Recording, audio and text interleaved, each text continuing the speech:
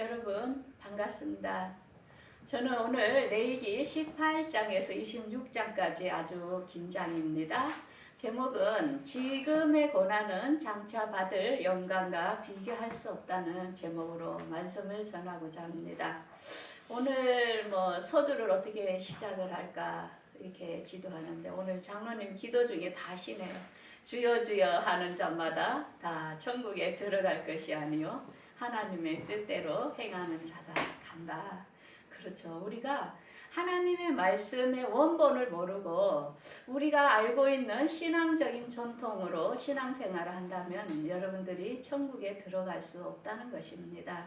우리 많은 기독교인들이 교회에 다니기 때문에 나는 예수를 영접했기 때문에 나는 당연히 천국에 갈 거라고 착각하는 사람들이 많을 것입니다.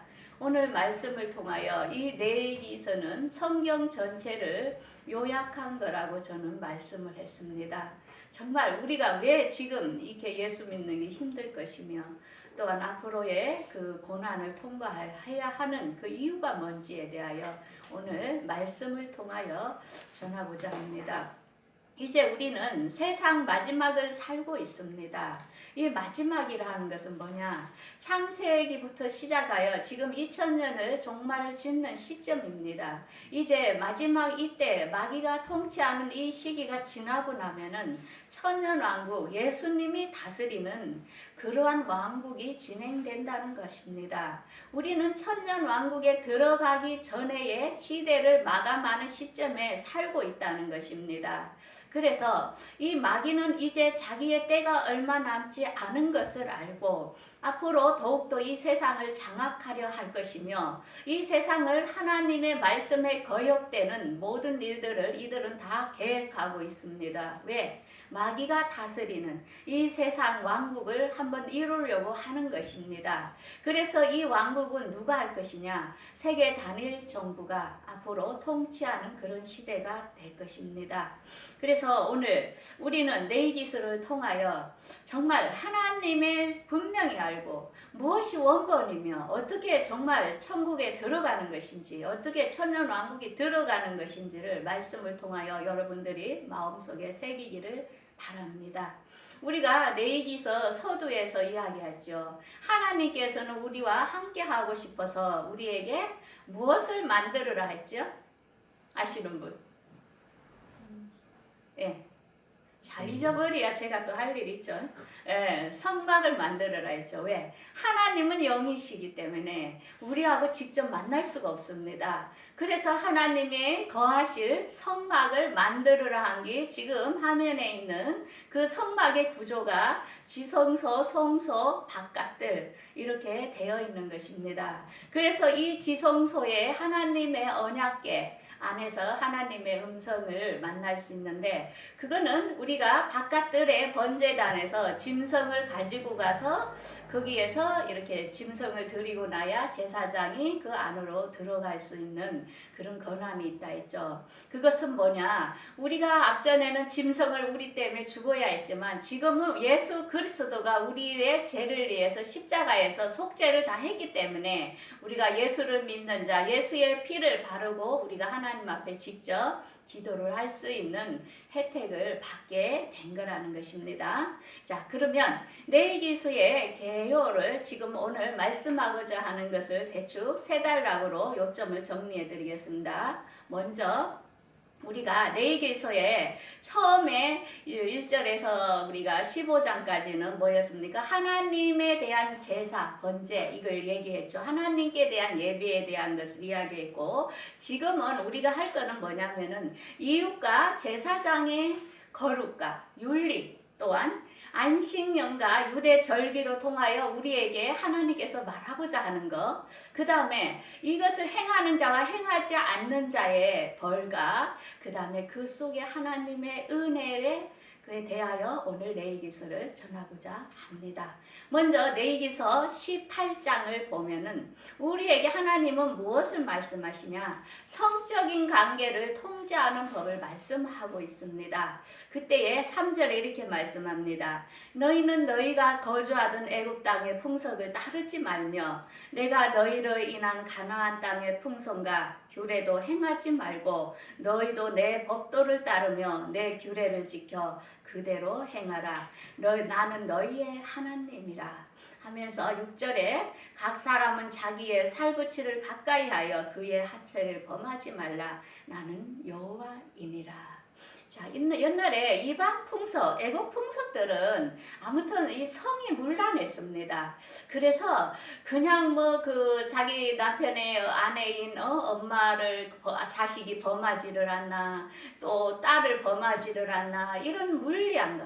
정말 손녀, 애송무, 고무, 이모 뭐 이런 걸 마구잡이로 이렇게 범했다는 것입니다. 그런데 하나님께서는 이거는 절대로 하지 마라. 참으로 하나님께서 엄하게 경고하고 있는 것입니다. 그 아버지와 엄마 또한 이모 또 그 위에 친척 손자 이런 형제 직계들은 범하지 말라고 이렇게 이야기를 하고 있죠. 그 다음에 단호히 말하는 건 뭐냐, 동성애입니다. 짐승과 교접하는 것. 그때나 지금이나 많은 악한 죄악들을 가진 인간은 이렇게 참으로 하나님이 싫어하는 것을 스스로 합니다. 여자와 여자가 동침하지 않나, 남자와 남자가 하지를 않나, 또한 짐승과 사람이 짐승과 교합하지를 않나. 이거는 뭐냐, 하나님을 거역하는, 하나님의 말씀을 거역하는 행위라는 것입니다. 그런데 오늘날 지금 우리 시대는 어떻습니까? 이렇게 동성애 축제를 열고 서울에서 작년에도 열었지요.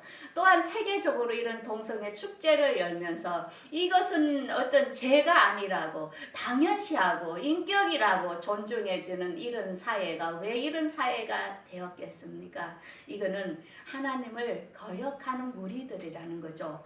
자, 세계의 지도자들을 보겠습니다. 얼마나 인격적으로 많이 배웠다 하고 엘리트라는 사람들이 어떤 얘기를 합니까? 미국의 오바마 대통령, 반기문 유엔 사무총장, 프란시스코 교황입니다.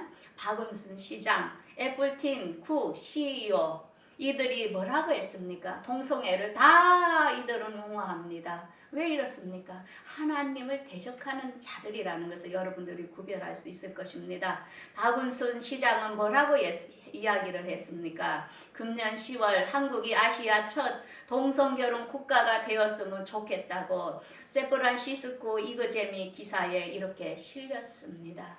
여러분들 잘 분별을 하셔야 됩니다. 자, 세계적으로 지금 지도를 보겠습니다. 파란색 쪽으로는 다 동성애를 찬성하는 국가들입니다. 그런데 여기에 보면은 검은색 국가가 있습니다. 검은색 국가는 어디냐? 이란, 사우디, 수단 이런 곳입니다. 이슬람교를 섬기는 그런 곳에서는 죽음입니다. 동성애를 하면 죽여라 합니다. 빨간색 국가는 뭡니까? 범죄로 간주한다는 나라입니다. 어딥니까? 인도, 또한 에티오피아, 뭐 이런 빨간색의 나라들은 그것을 범죄로 간주합니다. 인도는 뭡니까? 힌두교를 섬기는 그런 나라입니다. 그런데 많은 국가가 이렇게 동성애, 러시아, 중국, 미국, 캐나다 뭐 할 거 없이 다 동성애를 지금 찬양하고 있다는 것입니다. 자, 그러면 동성애는 뭐가 가장 문제냐? 에이즈입니다.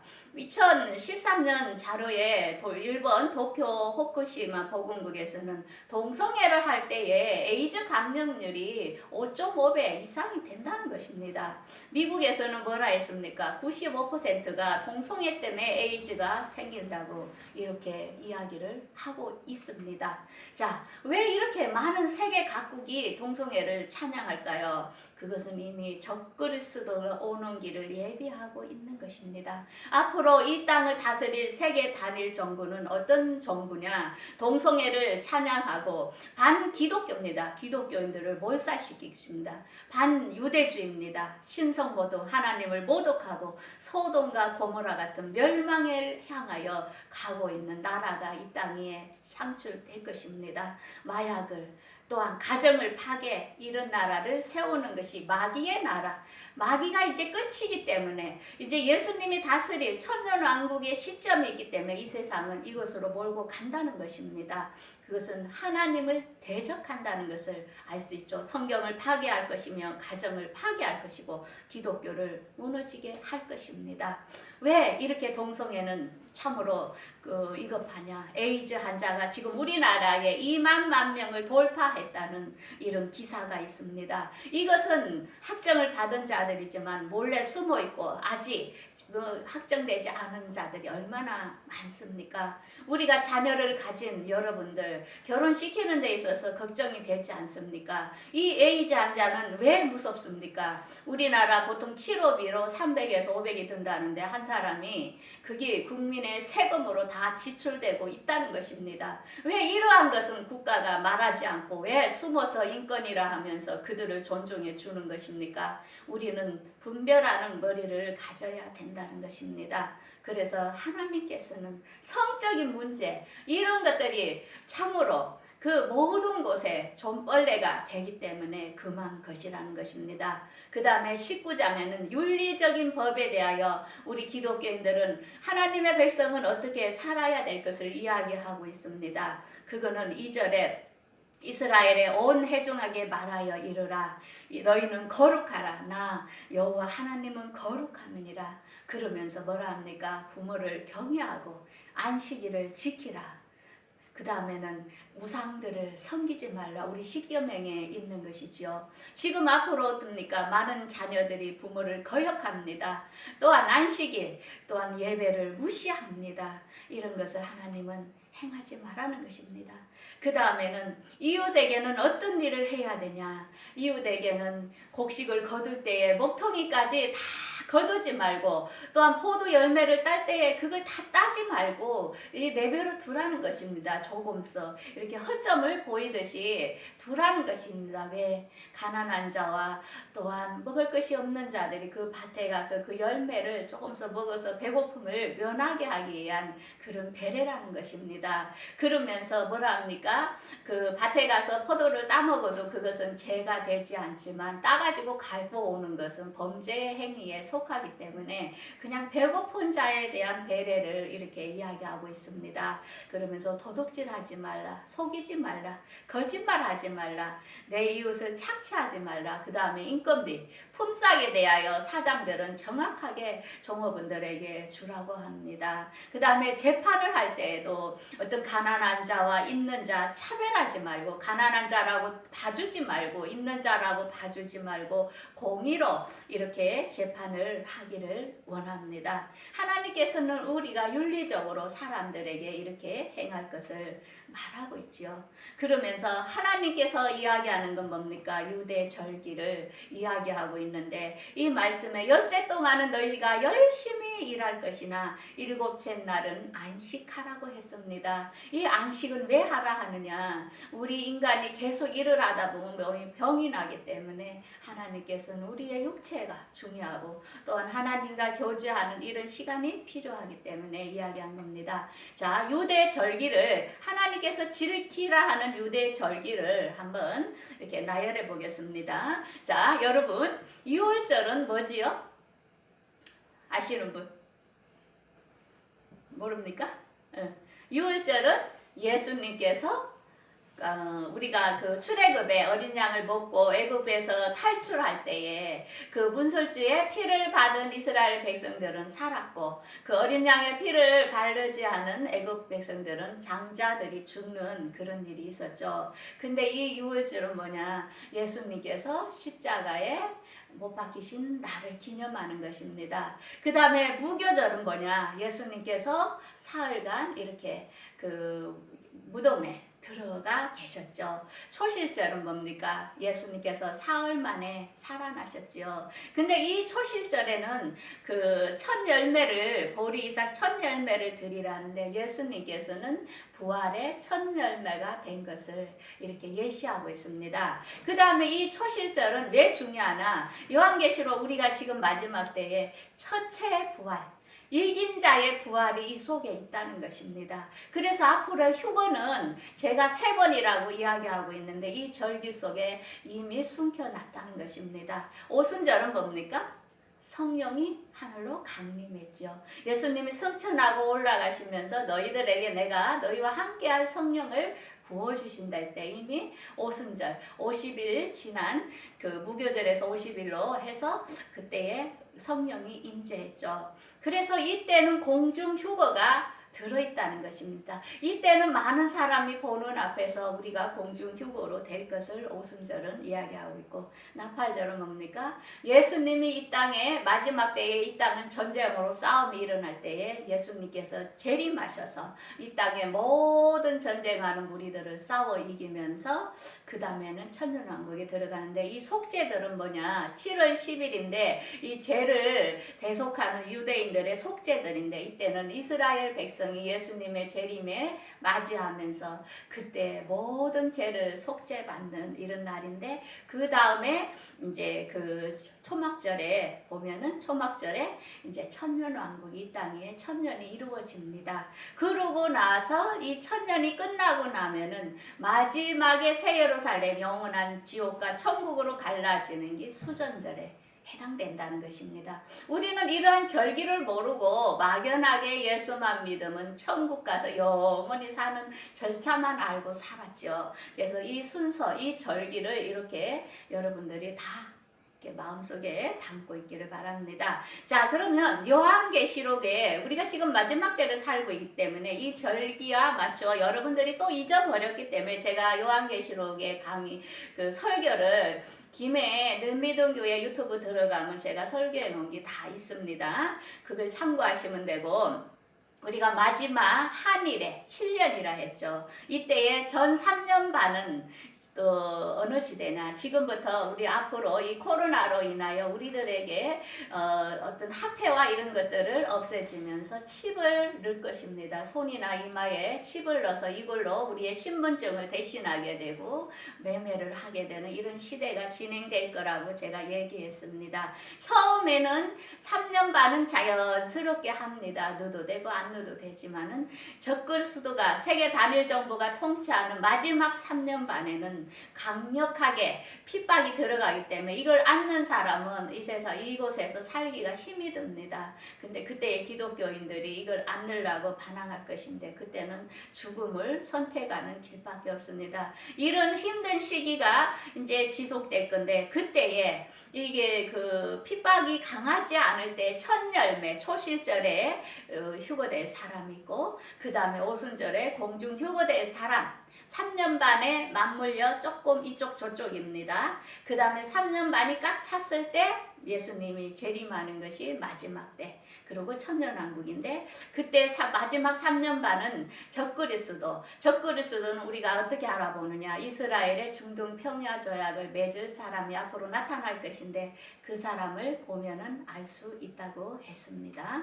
자, 그러면 하나님께서는 3이라는 숫자를 굉장히 좋아하십니다. 휴거도 3번을 나눠놨고 우리의 성막도 지성소, 성소, 바깥들을 3개로 나눴는데, 여기에 지성소에 들어갈 사람은 누구냐? 첫 열매입니다. 이 사람들은 나팔 소리를 자기들만 듣습니다. 그래서 이 공중에 마귀가 이렇게 있는 이곳을 뚫고 바로 하나님의 보좌 앞으로 휴거될 사람들인데, 이들은 지성소에 속하는 무리라는 것입니다. 그러면 성소에 속하는 무리는 뭐냐? 오순절에 앞으로 공중휴거, 많은 사람이 짐승의 표로 인하여 조금 박해는 있지만은 그때에 우리 믿는 자들이 인내하고 있을 때에 그 공중에 예수님께서 공중에서 우리들을 휴거시키는데, 이 무리는 성소에 들어갈 무리라는 것입니다. 바깥들은 뭐냐? 앞으로 이 핍박을 지나 그 3년 반이 끝나고 나면 이 땅 위에 천년왕국이 이루어질 때에 백성으로 이 땅에서 살 사람들의 무리라는 것입니다.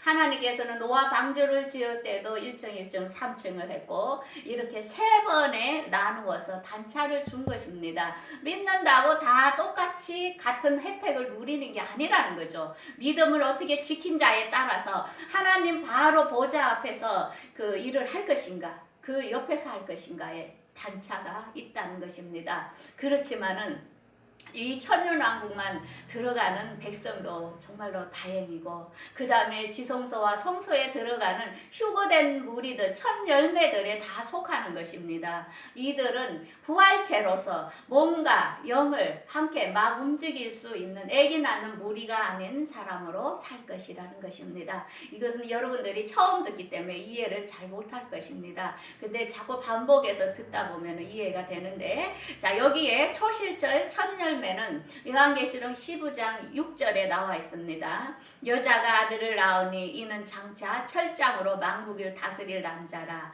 이 아이를 하나님 앞에 그 보좌 앞으로 올려갔더라. 이것을 예수님으로 해석하는 사람이 많은데 그게 아니고 첫 열매, 이긴 자, 강한 자. 이들은 어떤 자나 어린 양의 피와 자기들의 증언하는 말씀으로서 그를 이겼으니 그들은 죽기까지 자기의 생명을 아끼지 아니한 자들.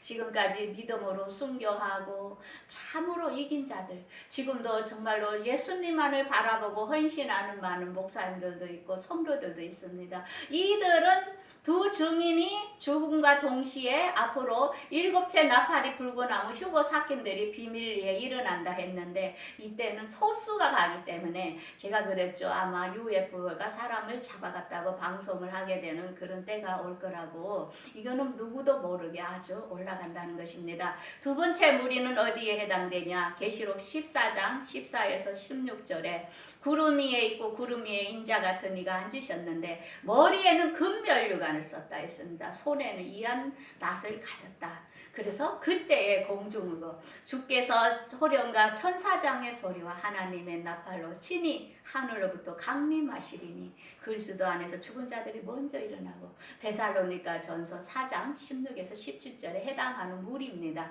이들은 그 성막의 성소에 들어갈 무리들이라는 것입니다.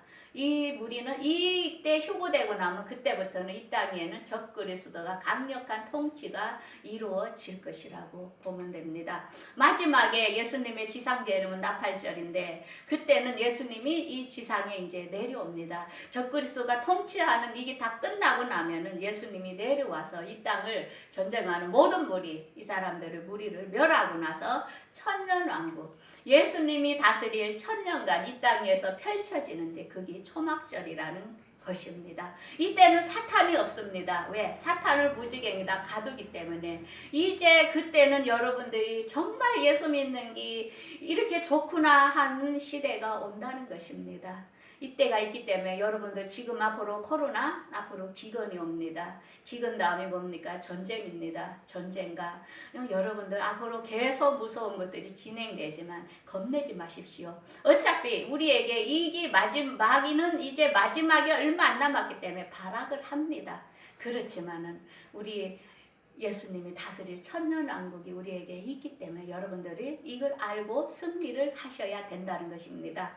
그 다음에 안식년에 대하여 이렇게 또 절기를 지키라고 나와 있는데 6년간은 열심히 농사하지만은 7년째는 땅을 쉬어두라 했습니다. 그런데 인간이 죄인인지라 그렇게 쉴 수가 없었던 것입니다. 그래서 이스라엘 백성들은 계속 땅을 쉬지 않고 일을 했는데 이 안식년을 왜 7년에 왜 해놨냐면은 모든 사람의 빚을 면제해주고 또한 종된 사람들을 자유해주고 또한 하나님께서 그 한 1년을 채우시는가 안 채우시는가를 하나님께 믿음을 보기 위해서고 또한 땅이 쉬어야 농사가 잘 된다는 것입니다. 그런데 이것을 지키지 아니함으로 그 이스라엘 백성은 어떻게 됐습니까? 490년간을 계속 절기를 안 지켰다는 것입니다. 그 결과로 70년을 바벨론의 포로로 잡혀갔죠. 그래서 그때 70년에 그 잡혀간 그때에 이스라엘은 땅이 휴식을 취했던 것입니다. 하나님은 철저합니다. 딱 기억하고 계신다는 것입니다. 그 다음에 희년을 지켜라 했는데 희년은 뭐냐? 49년. 그 49년이 지난 다음에 50년째가 희년인데 그러면 49년과 50년은 2년을 쉬도록 이렇게 땅을 쉬도록 했습니다. 그런데 이게 잘 안 되죠. 왜 희년을 만들었느냐? 이때는 이제 모든 것을 채무나 뭐 이런 것들이 없이 원래의 상태로 되돌리는 그런 법입니다. 그래서 자유가 선포되면 희년에는 어떤 이익을 남기는 게 아니고 토지를 이제 원래 자체로 처음 시작으로 돌려주는 일입니다. 근데 이렇게 우리의 인간의 욕심이 이게 안 되죠. 그래서 이런 절기는 한 번도 하지 않았다는 것입니다. 자, 그러면서 하나님께서는 너희들이 내가 지금까지 말한 하나님 섬기는 거, 이웃에게 하는 거, 자신에게 하기 위해서 뭐라 했습니까? 먹는 거 가리고 자신을 잘 돌보고 자신도 사랑하라 했죠. 그래서 내이기는 하나님 사랑, 자기 자신 사랑, 타인 사랑, 이렇게 세 가지를 잘해야 되고 세 가지의 거룩을 잘해야 되는 게 내익이라는 것입니다. 그래서 이런 계명을 잘 지키면, 내가 말한 이 내익의서를 잘 지키면 너희들이 철따라 또한 내가 비를 내리고 열매를 맺고 또 배불리 먹고 평화롭고 원수가 너희를 쫓지 않을 것이지만, 그렇지만 나의 계명을 지키지 않는 자에게는, 나의 법을 싫어하는 자에게는 내가 패병, 열병, 타종을 못하고 대적에게 패할 것이고 대적들이 너희를 다스리게 된다고 했습니다. 그런데 이런 것들을 이스라엘 백성들이 행하지 않았죠. 그래서 그들이 바벨론으로 포로되어 있는 동안 그때 하나님께서는 이렇게 이미 이야기를 해놨습니다. 너희들이 그때 너희들이 왜 바벨론으로 포로로 끌려갔는지 그 죄악을 깨닫고 또한 그것을 돌이키려고 할 때에 내가 야곱과 내 이삭과 맺은 언약을 내가 다시 한번 기억할 거라 하면서 하나님께서 회개의 은혜를 이야기하고 있습니다.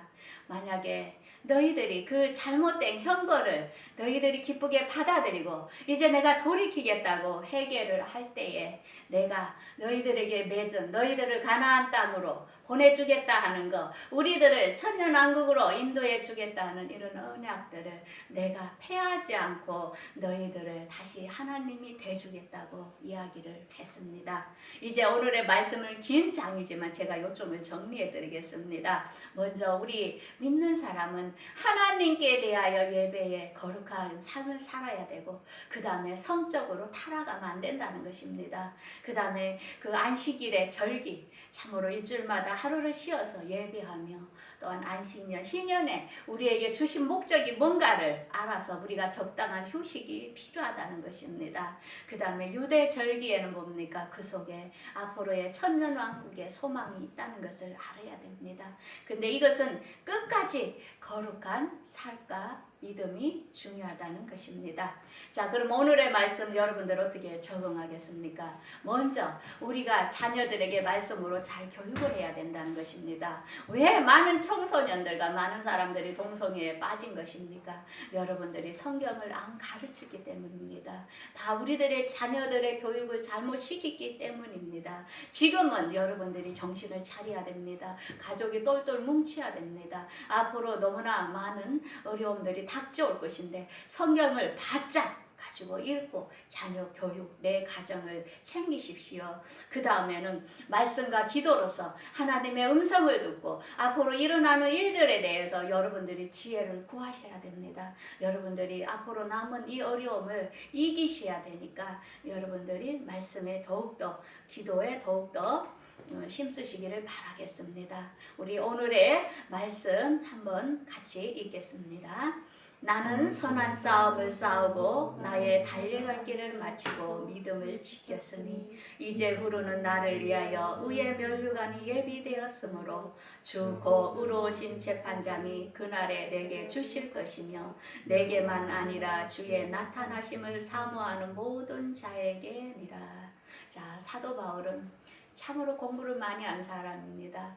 부족함이 없는 그런 사람입니다. 그렇지만 그가 가진 부와 영의 모든 영광을 다 배설물로 여기고 오직 하늘의 소망을 가지고 이 땅에서 복음 전하는 데에 열정으로 그의 믿음을 지키며 마지막에는 순교함으로 참으로 거룩한 그의 인생의 삶을 살았습니다. 그가 그렇게 살 수 있었던 목적은 뭡니까? 목표를 알았기 때문입니다. 우리도 다 그렇게 할 수 있습니다. 우리에게 앞으로 좋은 천년왕국, 영원한 천국이 우리에게 보장되어 있습니다. 이 세상은 잠시입니다. 길어봤자 100년 사는 것입니다.